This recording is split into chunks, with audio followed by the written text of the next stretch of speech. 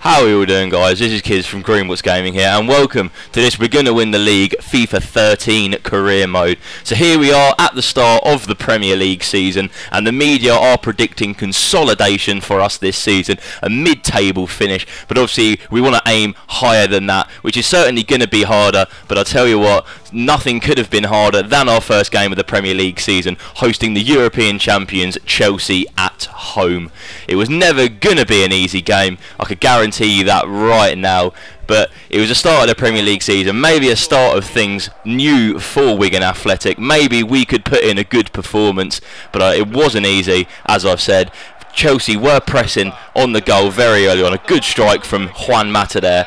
Ali Al-Abzi was beaten, but luckily the bar wasn't. Here, ex-Wigan Athletic player Victor Moses mazing through our defence. A good pass across to Juan Mata, first time cross, and Ramirez with the three-header. 27 minutes gone, 1-0 down to the European champions, and I think it was nothing less than expected going into half-time. We had put in a good performance, but the European champions were just generally showing their class, showing why they won the Champions League, I guess, and we were struggling.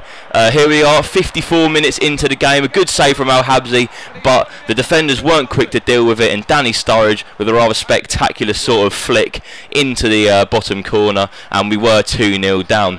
We had our only real meaningful shot of the game here on 73 minutes. Jean Beausejour with a quick snapshot, deflected and onto the post. But that was the story of our first game in the Premier League. 2-0 loss to Chelsea, the European champions. And as I've said, it was nothing more than what was expected. We could have, we wanted to get something from the game, but we could only expect a 2-0 loss to such high opposition. And the stats there just prove we were never really in the game. We never really had any meaningful shots, only two, but none on target, and Chelsea were really just showing their class.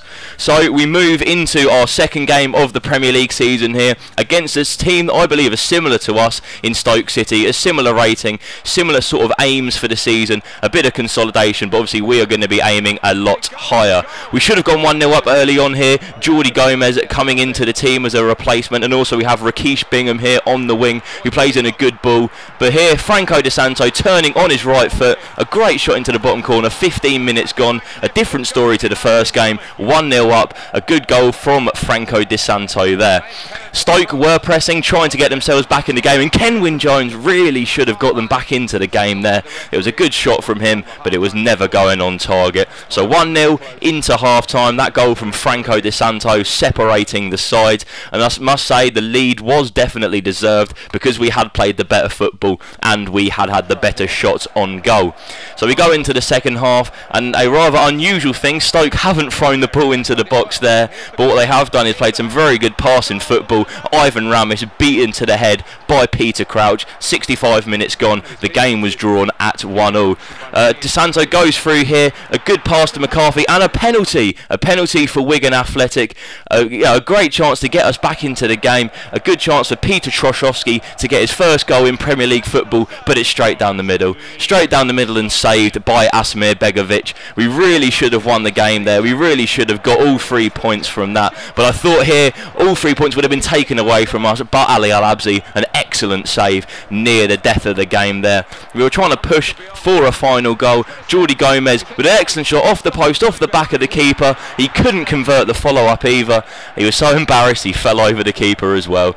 Stoke had one more chance before the game ended. Crouch again with a header, however it was just wide of Ali Al-Abzi's right hand post. So 1-0 against Stoke City. As I said, a team similar to our sort of level. 1-0 in our second game of the season, so things were looking better and we did put in a better performance, but we were hoping to take that into our next couple of games, and I agree with my virtual self there, a point gained against Stoke City. So we face off against one of the first teams to come up from the Championship in Southampton, a good side, probably looking for an early couple of points on the board, similar to what we were looking for, however their situation was probably a bit different to ours.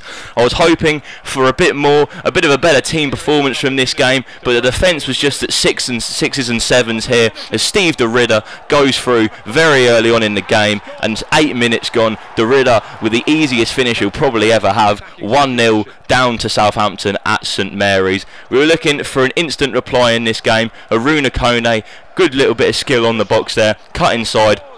And that is an excellent goal from Aruna Kone there. You can't take it away from him. Once he turned and spun, that was a great shot into the top corner, and Kelvin Davis was never getting to that. James McCarthy here in for James McCarthy. A good pass into the middle, and Sean Maloney opens his account for the season on 29 minutes with a very nice finesse into the bottom left-hand corner. Mariano, our right back, passing it along the wing there into Maloney again. Maloney through to Jordi Gomez, a snapshot on the edge of the box, and that is 3-1 after 40 minutes. Game over in my eyes. The chicken celebration as well. The game was looking set to be ours. A very good first half showing. However, Steve de Ridder, again, you can't leave Ricky Lambert alone in the box like that, and that is 3-2 to us. Ricky Lambert getting Southampton's second goal and getting them back into the game. Not much more to report really on this game. The second half was very boring, no chances for either side. We were just trying to defend and get that first win. Get the first win is exactly what we did. 3-2 victory over Southampton. A great showing from the team in the first half, and I guess parking the bus in the second half was probably our only choice if we wanted to pick up our first 3 points of the Premier League season. So that's 1 draw, 1 win and 1 loss in our first 3 Premier League games. And I think that is a good start, considering, you know, new team, new management, trying to sort of gel and get a style fitted to the team early on. You can see some other Premier League results here, all pretty, you know, normal results, I guess. United beating Fulham at 2-0, and, you know, just general normal results that you would expect from the Premier League teams. A couple of players will be leaving us on international duty during the international break. You know, it just shows the depth of class we've got in our team now. You know, a couple more international players into the fold.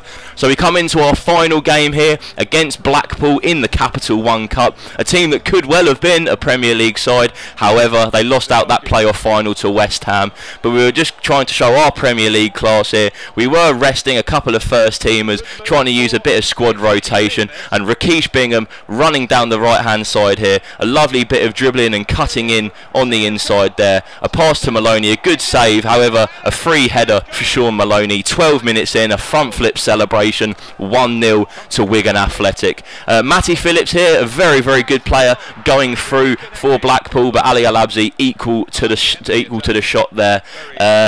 It was a very good defensive performance from us. Apart from that, I guess you could say we were playing very well. And another free header there from Sean Maloney. A good goal on 19 minutes. Game was looking pretty wrapped up. But as I was saying, you know, the defence were playing very well. We were strong, but we could only expect that against Championship opposition. And I think we got our final goal here. Franco Di Santo, a missed header the first time, but a beautiful overhead kick, although it took a deflection. 32 minutes gone, game over against Blackpool. Blackpool do get themselves back into the game here. Failed defensive clearance, and Gary Taylor-Fletcher, a bit of a defensive mishap, led Blackpool to get 1 goal back on 36 minutes. Just before half-time, they did have another attack, a bit of a snapshot here from Gary Taylor-Fletcher, and it was a good strike, but it was never going in, always off target. So, going into half-time, we were 3-1 up, 2 goals from Maloney and 1 from Franco Di Santo. We had plenty of chances in the second half to get another goal and further increase that deficit. Peter Troszowski really should be scoring from there, considering the skill of the player. However, his finish was just wide. That's a great ball over the top here for Franco Di Santo. We had to wrap the game up here. It didn't matter if he didn't score, and he didn't anyway, but it would have been nice for him to get himself another goal. So, final score in our last game of this episode is 3-1. Wigan Athletic 3, Blackpool 1 in our first Capital One Cup game. We were looking to progress in the Capital One Cup, you know, because we definitely weren't going to be winning the Premier League season this year, so it'd be nice to try and get a bit of silverware and try and progress well in the Capital One Cup. So that's all of our games over for the first month for August of the Premier League season. We have one Capital One Cup game, as well as I said, so that's 2 wins, 1 draw and 1 loss in our first games, and we can definitely take some positives from all of those games. There were some negatives in some of the defensive performances, however we did play well. Also a shock in the Capital One Cup there, as you can see, Nottingham Forest beating Stoke City 1-0. They were obviously reeling after that draw, so Nottingham Forest made a beat on them. So we have a final transfer offer here of the episode from Aston Villa for Ben Watson, a 1.8 million transfer bid, which is a good bit of money for us, as our next episode will be deadline day. We will be going into the transfer market for some new players. So thank you for watching this episode, guys. I really hope you've enjoyed the first couple of games of the Premier League season, and of course the Capital One Cup. A like would be really appreciated if you've watched all the way to the end, and we'll see you all next time. Cheers.